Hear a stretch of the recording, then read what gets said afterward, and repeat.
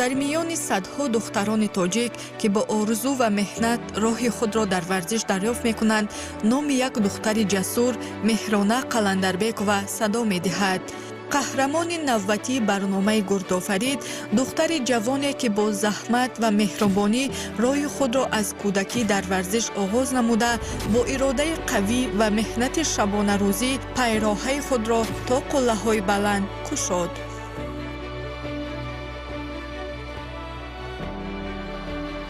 меҳрона ҳанӯз дар синни 8 солагӣ ба толори варзиш қадам гузошт. Аввал ба теквандо машғул шуд ва 5 сол пайваста тамрин кард. Аз ин рӯ маҳз он солҳои аввал асоси ирода ва интизоми ӯ дар самти варзиш гардиданд. Якум бор ба варзиш бо модарам рафтам ва дар он ҷо баъд бо мураббӣ шинос шудем. Якум бор ба теквандо даромадам, дидам ҳама онҷо ба машқ кардастанд. گفتم همه میتونن ما نمیتونم. بعد هم خیلی مایده سر کردم.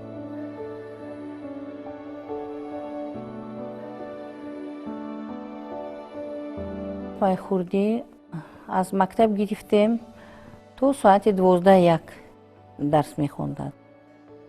دیگر گفتیم خانه با بیکار نموند، بیکار وقتش نگذارد. بعد همین تکواندو با دیدیم که ای خردسالی میگرفتن بودکارا. بردیم مهرانه را که دید اونجا با مشق کردن بودکو. یک روز دو روز بردیم که تماشا کنن. دید معقول شد. بعد دیگه بعد درس همیشه گرفتیم بردیم. همین سبب شد مهرانه ورزشکار شد.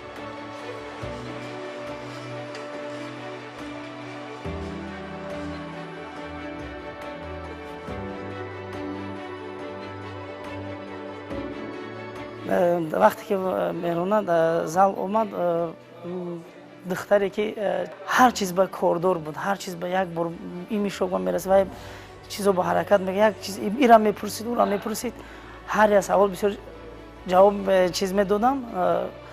بعد از درسم بعد از که مشق بود میشید پیش هم میومد میگفت که من چه کنم که شپاگت شینم، چه کنم که این ضربه را درست دیسم و درست دیسم میپرسید، نشون میدادم. وقتی که تکواندو مشق میکرد بعد کیک بوکسینگ برآمد، کیک بوکسینگ یکم مراتبه برآمد کنه باور میکنم مسابقه هیچ کی نمیگفت که وای رقابتش رنگ دختر است. من در تکواندو قریب 5 سال مشق کردم و خیلی رقابت‌های خوب نشان دادم. در مسابقه تکواندو من خیلی جای خوب رو غلبه کردم. یکم، دوم، سوم غلبه‌های خوب آوردم.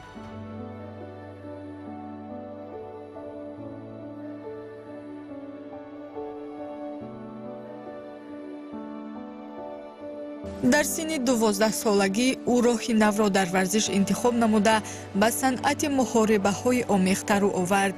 ин интихоб осон набуд, аммо ҷасорат ва меҳнати беинтиҳо ӯро зуд миёни беҳтаринҳо қарор дод.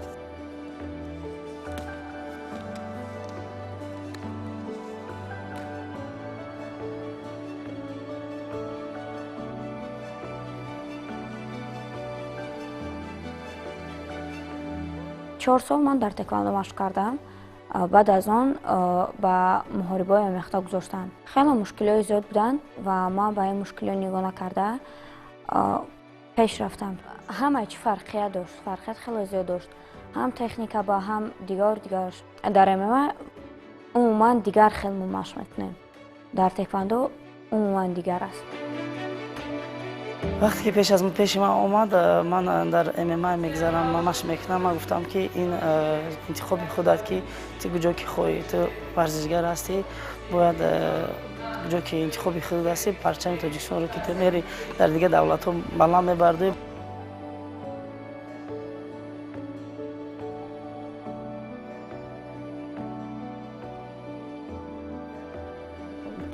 از تکواندو خواست که اول گوشتینی طرز آزاد گفت من مشق میکنم. گوشتینی طرز آزاد یک جایه باز MMA کتی گفت میخوام مشغول شوم. 4-5 سال علاقه شد که در تکواندو مشق کرد. بعد که راه گوشتین یعنی طرز آزاد که انتخاب کرد و MMA ما علاقه باوری داشتم که میتواند яъне ки ин намуди варзишро ки интихоб кард аюдаш баромад, ман боварӣ доштам ки аз ин удаи инам мебарояд ин варзиш.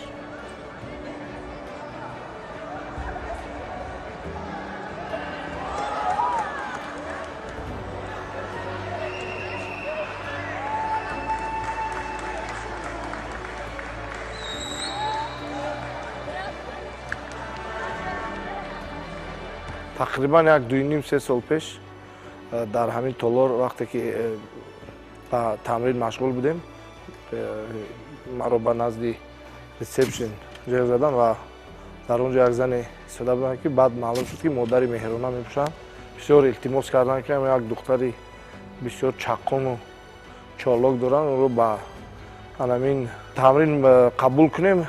ман рости гап он вақт таҷрибаи кор бо духтарон надоштам, вале ба гапҳои ҳамин модари ӯ бовар карда ӯро ба ҳамин даста гирифтему, хат ба оста таҷриба гирифтем бо духтаро. баъд Меҳронаро дида бо дигар духтаро машғул шуданд бо моҳрибои омехта. ҳамзамон Меҳрона ба гӯштини тарзи озод низ машғул шуд ва маҳз дар ҳамин ришта ба комёбиҳои бузург ноил гашта 3 бор пайдарпай унвони чемпиони ҷумҳуриро ба даст овард.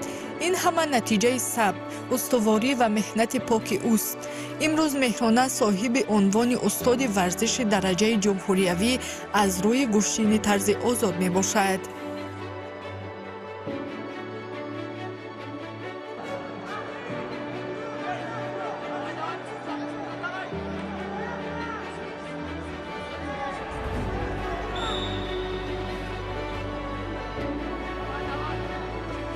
Меҳрона исбот намуд ки агар орзу дошта бошӣ ва барои амалӣ шудани он кӯшиш кунӣ, ҳеҷ чиз монеа шуда наметавонад.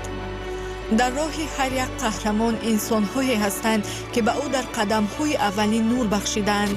барои Меҳрона чунин шахс модараш буд ки ӯро аввалин бор ба варзиш бурд. дар варзиш дабарам фақат модармай. Чи пастим дав, чи баландим дав. Бойтимам давармая, бубурмам давармай. Айда тараф дастгирӣ мекунад. ҳама вақт пешаи мусобиқаҳо рафтанда, ҳама вақт Меҳрона дилбардорӣ мекунам ки духтарам, агар ҷоям гирӣ, ҳатман бояд ҷо гирӣ, чунки як раҳи дур мераванд, ин қадар бо варзиш катива ҳастанд, медонанд ки барои ҷо гирифтан, барои номи давлат монад дар дигар давлатҳо бардоштан, байрақи Тоҷикистона бардоштан мераванд. Фақат мегӯям ки агар ҷоям нагирӣ, рӯҳафтода нашавад.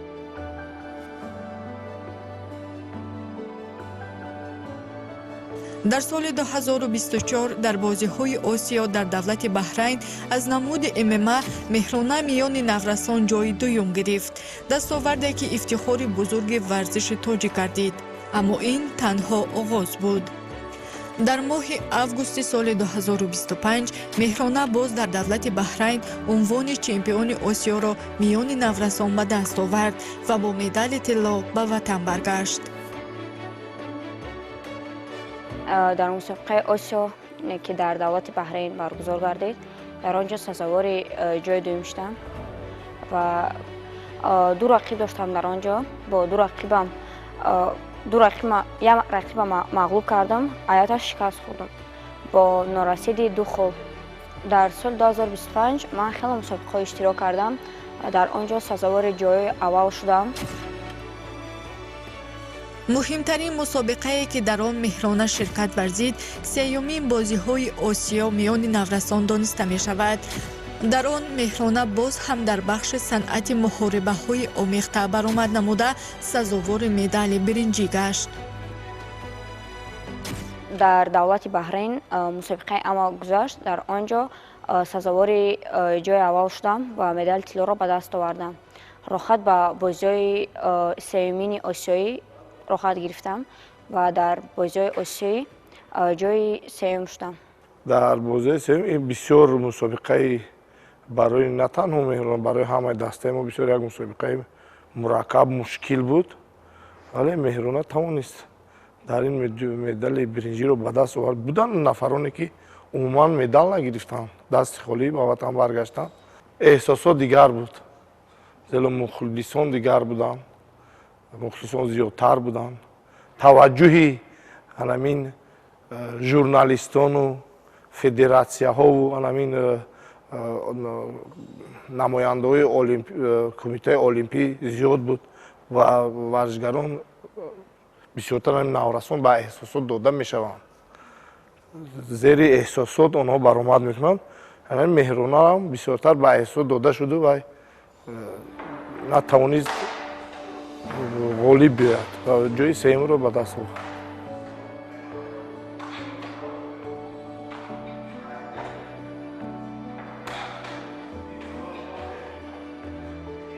дар лаҳзаҳои сахт вақте Меҳрона хаста ё ноумед мешавад, модараш ва мураббияш ҳамеша бо як калимаи умедбахш рӯҳи ӯро боло мебардоранд.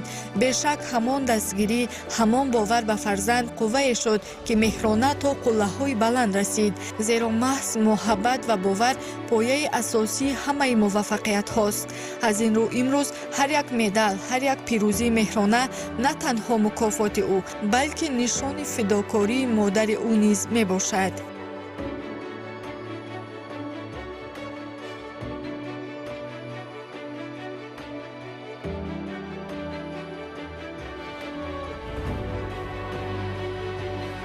пеш аз мусобиқа баромадан маро модарам дастгир мекунад, хонагиё, устод ва одамои наздикам. рости гап ҳар як варзишгар ҳар хел мегузаронад анамин мағлуб шудана. ба як хело парво надоранд, як хело миёна. Меҳрона бошад бисёр вазнин мегузаронад. 2-3 рӯз метавонад ки ҳичи нахӯрад. ба таҷрибаи худ нигоҳ накарда кӯшиш мекунем ки дастгирӣ кунем ки дилмонда нашаванду оянда анамин варзишро напартоянд.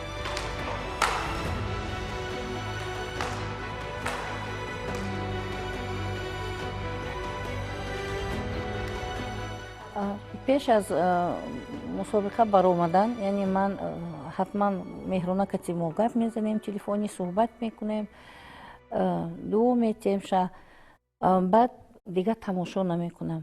то ҷо гирифта нашам ман намегӯям, чунки ҳамаи модара тарс ҳаст тамошо кардан. ба чӣ хеле мебурад, ози чӣ хеле мекунад, ҷо мегирад, намегирад, ягон ҷош маиб мешавад, намешавад. ай барои ҳамиё ман ҳамин тарсу ва тамошо намекунам рости гап.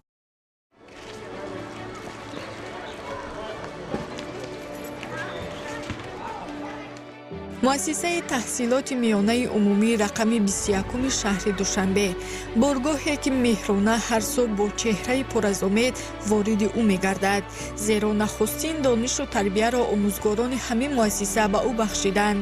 бешак муваффақияти ҳар як варзишгар танҳо аз майдон оғоз намешавад. он аз мактаб, аз дарси аввал, аз меҳри омӯзгор ва дастгирии роҳбарон сарчашма мегирад. Она выросла, можно сказать, на моих глазах.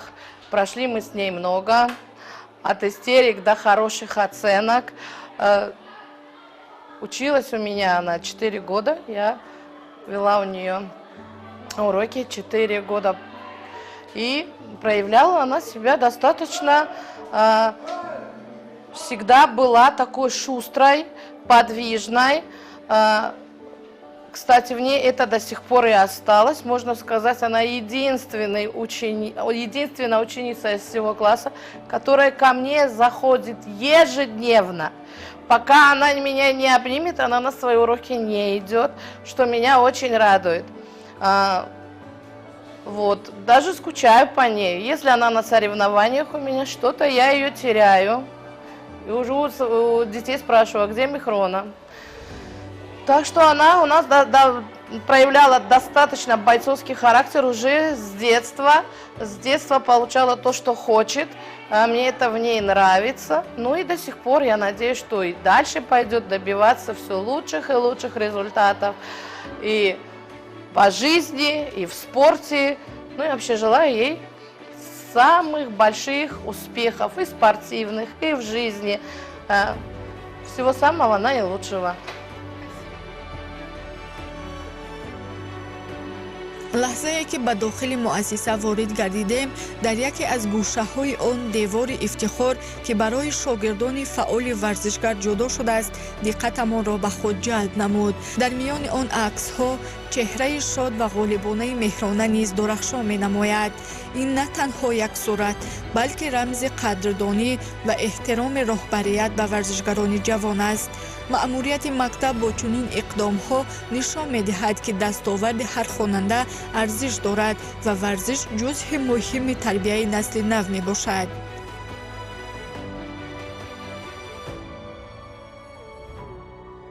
Ученица, она очень старательна. Я знаю, что она серьезно занимается спортом. У нее есть большие достижения в спорте, но несмотря на это, она как бы умеет совмещать и учебу, и спорт. И при этом как бы в школе у нее тоже довольно неплохие результаты. Да? Вот, поэтому она активно участвует в общественных мероприятиях, да, отзывчива. Никогда, как бы, сколько выдавалось ей заданий, как бы никогда она меня не подводила. Это говорит о том, что это человек очень обязательный, очень пунктуальный. Да? Она сдержана, то есть прежде чем ответить, прежде чем как бы что-то сказать, она довольно-таки обдумывает, наверное, ответ. И это тоже характеризует ее как человека очень грамотного, как бы с особым таким подходом.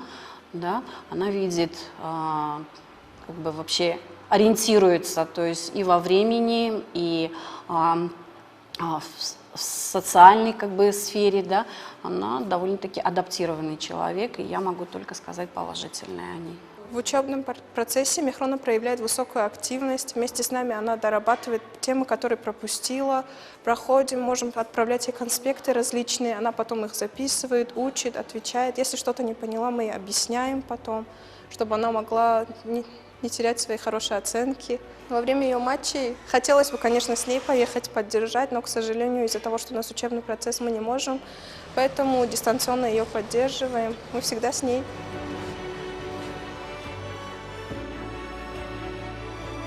меҳрона варзишгари наврасе мебошад ки роҳашро ҳеҷ мушкилие боздоштан наметавонад. вай бо иродаи қавӣ ва заҳмати пайваста роҳи интихобкардаи худро идома медиҳад ва кӯшиш дорад ки варзишро ба роҳи зиндагии худ табдил диҳад.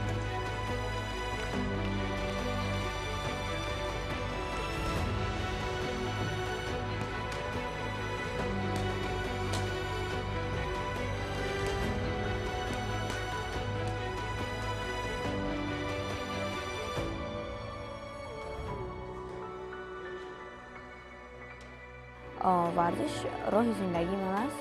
дар оянда бештару бештар байраки худамро дар дигар давлатҳо боло бардорам. Ну, Мехроне я бы хотела пожелать много больше побед, чтобы всегда все у нее было хорошо, чтобы хорошо училась, закончила школу, поступила в желаемый вуз и в дальнейшем процветала. дар оянда мехоҳам ки дар мусобиқаи байналмилалӣ баромад карда ҷойи аввал режбон намуда парчами Тоҷикистонро баланд бардорад. дар оянда мехоҳам ки ҳама вақт даст болову сарбаланду муваффақ бошад, чӣ дар зиндагӣ, чӣ дар варзиш.